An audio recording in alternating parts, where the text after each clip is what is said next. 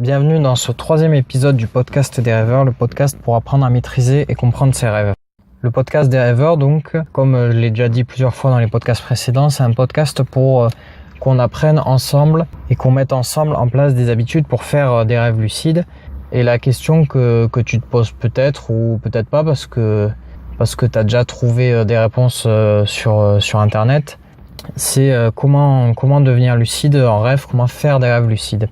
Alors pour ça, il y a plein de techniques. Aujourd'hui, je vais te parler de la méthode la plus simple et de celle aussi la plus connue. Donc ce que tu vas apprendre là, si tu t'es déjà renseigné sur les rêves lucides, tu l'auras sûrement déjà vu ou entendu quelques fois, parce que je vais parler des tests de réalité, qui est vraiment la chose, qui est vraiment la manière de devenir lucide la plus simple, mais qui reste la plus efficace. En fait, le but des tests de réalité, c'est comme leur nom l'indique, c'est de faire des tests pour regarder si on est dans la réalité ou dans un rêve. Donc ces tests, ça peut être différentes choses. Donc ça peut être se boucher le nez, parce que si on est dans un rêve, se boucher le nez ne nous empêchera pas de respirer. Donc bêtement, il suffit de se boucher le nez, et puis si t'arrives pas à respirer, c'est que t'es pas dans un rêve. Et si t'arrives à respirer, c'est que t'es dans un rêve. Il y a aussi compter ses doigts. Dans un rêve, tu t'auras pas 5 doigts, t'auras 4, 6 doigts. Ou alors en regardant ta main, tu vas te rendre compte que t'as un doigt beaucoup plus petit que les autres. Tu verras que dans un rêve, tes mains sont quasiment tout le temps difformes. Des petits tests de réalité comme ça, si tu t'as qu'à chercher sur internet ou en inventer toi-même, il y en a des dizaines, peut-être même des centaines. Ça, c'est les deux plus simples que moi j'utilise. Sinon, un test de réalité qui demande un peu plus de réflexion, mais qui pour moi marche davantage.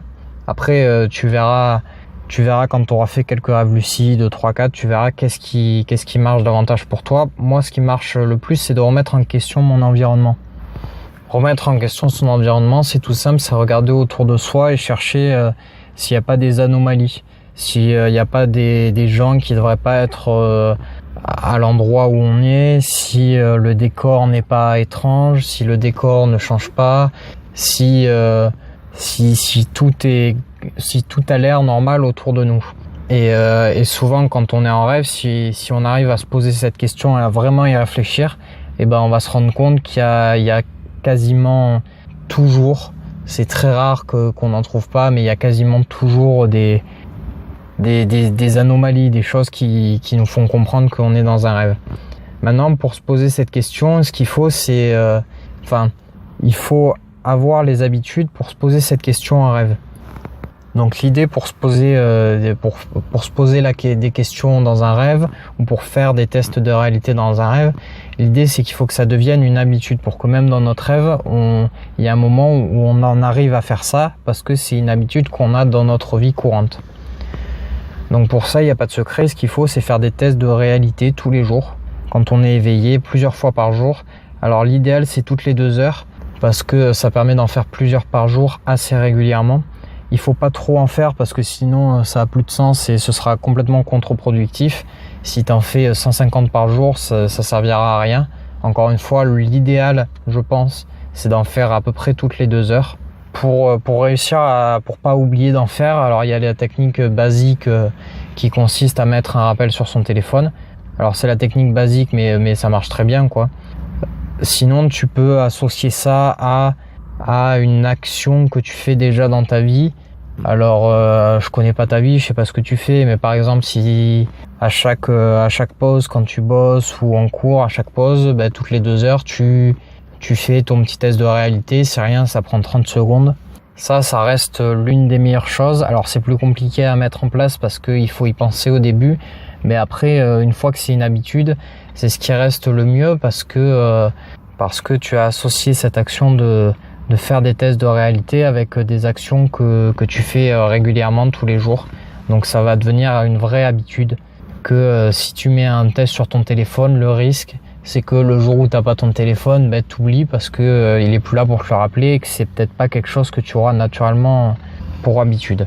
Donc encore une fois, si tu veux faire des rêves lucides, la première chose, donc aujourd'hui je te donne le premier élément pour faire des rêves lucides, le plus simple mais qui est efficace sur le long terme, c'est de faire des tests de réalité régulièrement. Mais pour ça, il faut prendre des habitudes et les tenir. Sachant que la durée moyenne quand on met en place des habitudes pour faire des rêves lucides, la durée moyenne avant de faire son premier rêve lucide, elle est de 21 jours. Ce qu'il faut savoir, c'est qu'il y en a qui vont y arriver en quelques jours, en moins d'une semaine, mais il y en a, ça va durer des mois. Ils vont mettre en place leurs habitudes et les répéter pendant des mois avant de réussir à faire leur premier rêve. Ça peut faire peur comme ça peut être un peu décourageant, mais ce qu'il faut se dire, donc, c'est que la durée moyenne, elle est de 21 jours et que si tu écoutes ce podcast, si tu suis mes conseils, et même si tu l'écoutes pas tous les jours ou même si tu t'arrêtes de l'écouter après cet épisode, si tu mets en place des habitudes pour faire des rêves lucides, si tu mets en place des habitudes qui sont approuvées, qui marchent, tu feras forcément des rêves lucides, tu finiras forcément par en faire. Alors au début, tu en feras un, puis en répétant, tu en feras de plus en plus régulièrement jusqu'à arriver à en faire peut-être un par jour, je te le souhaite. Donc retiens bien ça, il faut prendre des habitudes et les tenir. Quoi qu'il arrive, ça finira par marcher, il faut juste être patient et persévérant. Comme à la fin de chaque podcast, si ce podcast t'a plu, si ça t'intéresse, si tu veux en savoir plus sur les rêves et sur les rêves lucides, si tu veux qu'on apprenne ensemble et qu'on arrive ensemble à faire des rêves lucides, n'hésite pas à t'abonner et à partager le podcast pour que d'autres personnes le découvrent. Moi, je te dis à la prochaine dans le prochain podcast. Salut!